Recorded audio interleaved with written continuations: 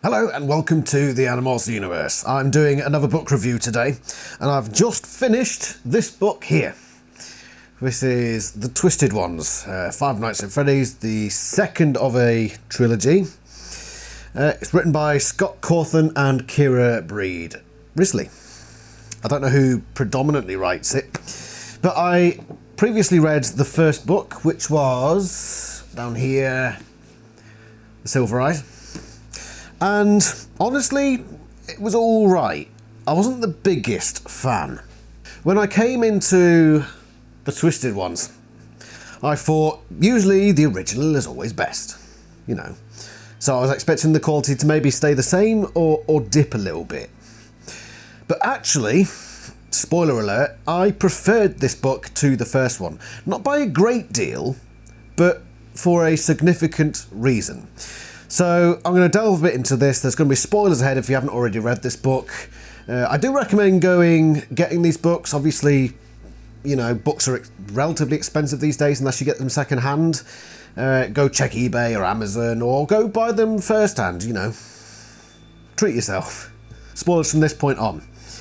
Even for the last book. So the last book was very Five Nights at Freddy's. So a group of, 8 people went into a Five Nights at Freddy's establishment, tricked by a security guard named Dave, who isn't actually Dave, turns out to be William Afton. And he has committed these heinous crimes in the past where he kidnaps and kills kids, one of them being a kid called Sammy, who is the twin brother of the main character here, who is Charlie. A lot of weird stuff has been going on with Charlie, but at the end of The Silver Eyes, the first book of the trilogy, he's been killed, just like in the Five Nights at Freddy's movie. We have that scene of the original Five Nights at Freddy's animatronics surrounding this William Afton chap in the Spring Bonnie costume, and the spring locks activate and he dies like that and he gets dragged away. That was where we left off, and everyone went their separate ways. In The Twisted Ones, we start off with Charlie, who is our main protagonist, I would say, in these first 2 books. She is in college now. It's about a year later, and the memories are still fresh in her head. She's sitting next to this kid called Artie, who's got a crush on her. I don't really know what part he plays in this, honestly. He's very much a C character. He doesn't really do anything.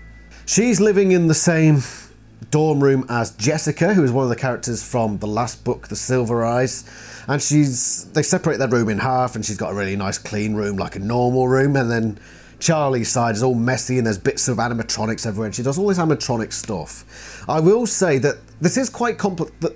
The background stuff to these stories are very complicated. The main plot is pretty straightforward, but all this stuff with the animatronics is actually quite interesting.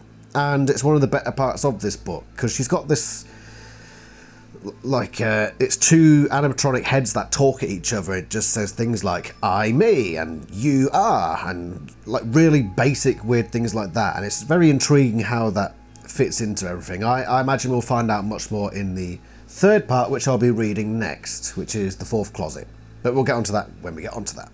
Anyway, there's been a string of murders that are starting to occur, and it's Clay Burke, great name by the way, who is the ginger kid from the last book's father. He's so irrelevant I forgot his name, but Clay Burke is this kid's father, and he tells Charlie, you better come see this. There's a dead body in a field, and it's got the same marks across the body as William Afton did, you know, with the spring lock. So it's a spring lock death, but this person's just in the field in the middle of nowhere. There's a bit of a mystery going on, and this happens a couple more times, and basically the first 2/3 of this book are looking at this mystery and trying to figure out what exactly is going on, and it is quite fascinating. It's pretty basic as far as mystery novels go, very basic. It's more the background stuff that you're trying to figure out. Why is Charlie having these images? I will say it's a bit tropey in how part of the thing that's going on in the background, the subtle stuff, is she's drawing in, like she's in a university class sitting next to Artie, and she's taking down notes, and then she looks back at it and she's drawing a load of rectangles everywhere. It's very tropey. You know that trope of, oh, just give this bit of paper and this person draws something mysterious and creepy. Yeah, it's that trope. The problem with this book and this whole trilogy thus far, 2 out of 3, is it's very, very tropey. Not just in some of the mechanisms it uses, but also in the how people speak to each other as well. But you can, yeah, that's one of the worst parts of all this. Anyway, they solve the mystery eventually. There's these twisted ones, twisted animatronics, basically like the Five Nights at Freddy's 4 game animatronics, the big ones with the massive teeth and whatever. And they bury themselves during the day, they rise up at night, kill someone, and they progressively move towards where Charlie is, at the college. And they originated at Charlie's father's house in this hidden room. This house, by the way, has been knocked through by a tornado or something, and it's all collapsed.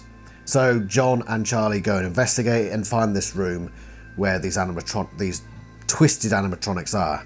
And she notices, this isn't how my father used to build them. So these are presumably William Afton builds. And they're these weird, plasticky, featureless things that are activated by like a chip that sends out signals or whatever that makes you see something that isn't actually there.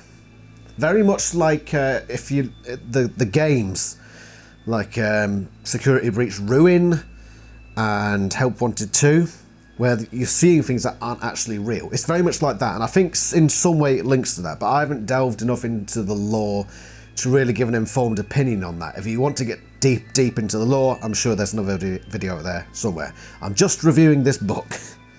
But it is very interesting, and I'm sure it will all get tied together in some other way. Five Nights at Freddy's is one of those things where it's not all going to come in one single package in order for you to understand it.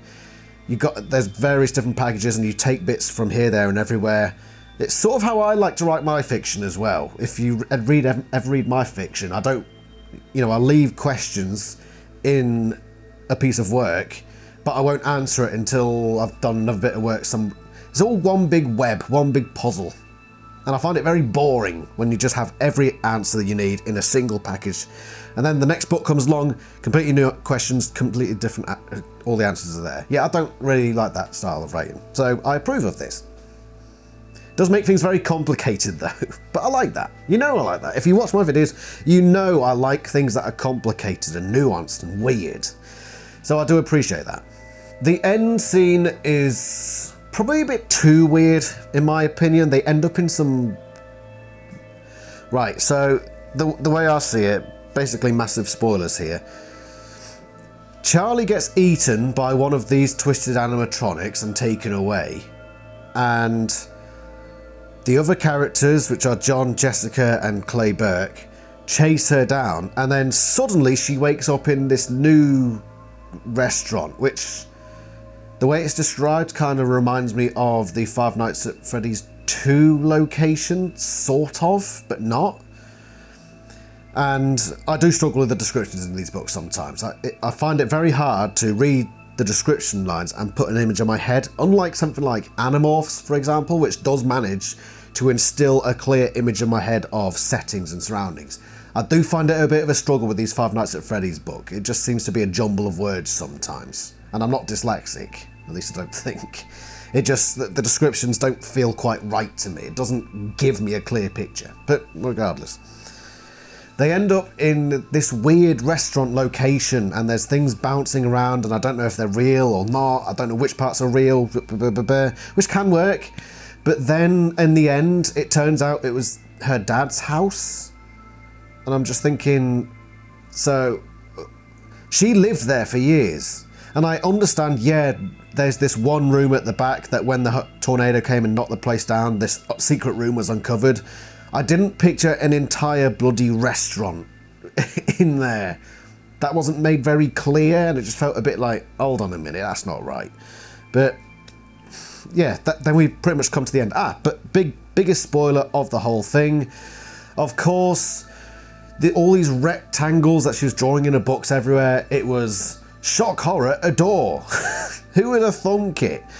And it's a door in this house, in Charlie's house. They never go into it and she looks at it for a while And then John just sort of says, come on, we go this way. I'm not going to force you, I'm going to ask you politely, because I'm a bit of a simp, you see. Come this way, darling, come this way. And eventually she says, oh, fine, whatever. And then she takes a step away, and then the twisted Freddy monster eats her up, gobbles her up, and then flies into the air or something like that. I think it's because the spring lock's activated and it just set it rock into the air, which I found a bit strange. And she's dead. She is dead. And the final scene is the remaining characters and this arty chap are sitting in a cafe and saying, oh, isn't it sad that our friend died? And Artie's sitting there saying, yeah, I know, I was just about to have a date with her. How rude. What a toss of that character. I don't like that character. But and then they see Charlie walk into the restaurant and John's like, that's not the real Charlie. Duh, duh, duh. Again, a bit tropey. So that's basically a brief and probably rambly summary of the book. Let's summarise it into a review. I did like the mystery aspect. I thought it was far more engaging than the Silver Eyes, which just sort of plodded along without any real sort of background stuff going on. It was very much in your face. Oh, they're going to a restaurant. There are things in the restaurant. They leave the restaurant. They talk about stuff. They go back to the restaurant and stuff happens. Yeah, I wasn't a great fan of that, but don't get me wrong, I didn't hate it, but nor did I particularly...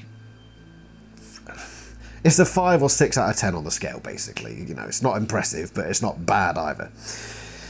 This book kept me engaged more because there was more of a sense of mystery to it. It kept me more grappled. It kept me thinking, oh, hold on, what's actually happening here? This is a bit different. And I did enjoy that.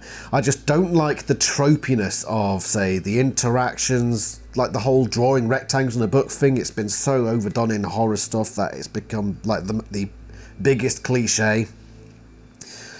And I just wish it stayed away from that cliche, tropey stuff.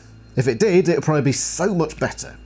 But the one thing about this book that put it far above the Silver Eyes, and I mentioned this in the Silver Eyes review that I did a while ago when I read that book. The problem with the Silver Eyes is that you've got 8, I'm pretty sure it's 8 main characters and then a couple of side characters. All just chucked in there straight away. And I didn't connect to any of them. That was the main problem with the Silver Eyes, apart from the tropiness at times. The characters were just bland. There was nothing to them. There was nothing that set them apart. It was just a group of 8 random people without any real characteristics that stuck out.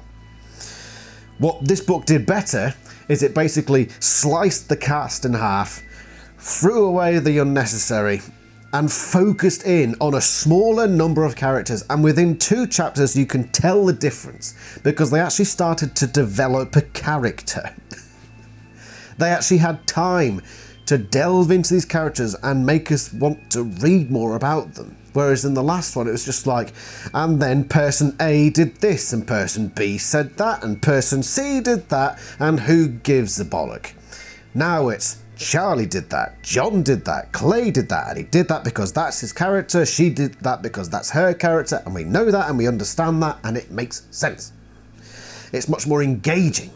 So that is the biggest improvement, the conciseness of the characters. Get rid of the rubbish, like that freaking, the worst example was Lamar from the last book. He was just there, he had no character at all, he was just there taking up space. Jessica was also pretty bad in that first book, but she gets more of a character here. She's more developed. You sort of get to know her a bit more, even though it's a smaller book and there's probably arguably more going on. It's because you reduced the number of people, which is excellent in this context.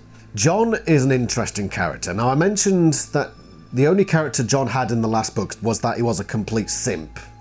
You know, he had no backbone at all. He was just there to say, yes, Charlie, please, Charlie, thank you, Charlie. He was a complete simp. He just was there to back Charlie up, to boost her. And he's largely the same again here. He just sort of takes up, he's just tagging along. Charlie, where are you going, Charlie? Mind if I follow you, Charlie? Oh, how dare I speak out of turn, Charlie? Yeah, he is a bit of a, he's got nothing to him. Come on, mate, show some bollocks. And that's not being a sort. I'm not doing that in a sort of, yeah, just man up, mate. You know, slap her around a bit. You know, not talking that sort of misogynistic bollocks. No, I'm just saying, have more character, have more initiative. Just don't stop following everyone else around and just being there to. He's just such a simpering tit. How else can I put it?